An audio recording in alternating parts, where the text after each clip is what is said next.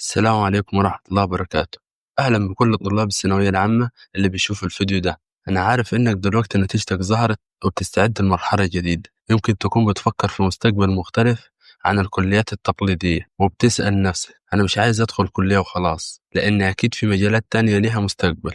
لو بتفكر في كده يبقى الفيديو ده ليك. النهاردة هقولك إزاي تدخل مجال مهم جدا في مصر وفي كل دول العالم، وهو السلامة والصحة المهنية. يعني إيه سلامة وصحة مهنية؟ ببساطة ده مجال مسؤول عن حماية الناس اللي شغالة في أماكن زي المصانع، مواقع البناء، محطات المياه أو الكهرباء، المستشفيات، وحتى الشركات والمولات الكبيرة وكل مكان تقريبا. وظيفتك كمهندس أو أخصائي أو مشرف سلامة إنك تمنع الحوادث قبل ما تحصل وتحمي الناس والمعدات. طيب أنا طالب ثانوية عامة، إزاي أدخل المجال ده؟ عندك أكتر من طريق، وده أهم جزء تركز معايا فيه كويس. الطريق الأول الدبلومات والدورات التدريبية، ده أنسب طريق لو مش هتكمل جامعة وعايز تدخل المجال مباشرة بعد الثانوية العامة. أول حاجة دبلومة السلامة والصحة المهنية، ودي مدتها من شهر ل3 شهور حسب المكان. هتدرس فيها الأساسيات زي مخاطر بيئة العمل، معدات الوقاية، مكافحة الحريق وغيرها كتير. ولو مش فاهم إيه الكلام ده ارجع للفيديوهات في القناة،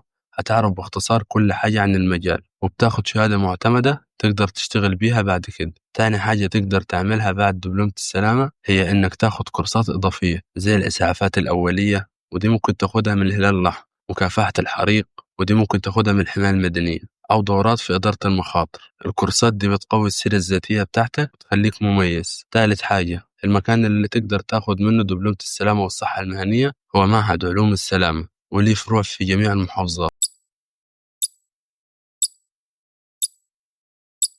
الطريق الثاني التعليم الجامعي، لو ناوي تدخل جامعة في كليات ممكن توصلك لمجال السلامة من غير دبلومة السلامة والصحة المهنية، تكتفي بعد الكلية بالدورات التدريبية، وهم كلية علوم، كلية زراعة، كلية هندسة، كليات التمريض، رقابة الجودة. أما باقي الكليات بعدها لازم تاخد دبلومة في السلامة علشان تشتغل في المجال. بس لو أنت خريج سنة ومش ناوي على الجامعة تقدر تبدأ بشهادة دبلومة السلامة على طول. وعايز أقول لك كل ما تطور نفسك وتاخد خبرة ممكن توصل لمنصب مشرف سلامة أو حتى مدير سلامة. هل في فرص شغل حقيقية؟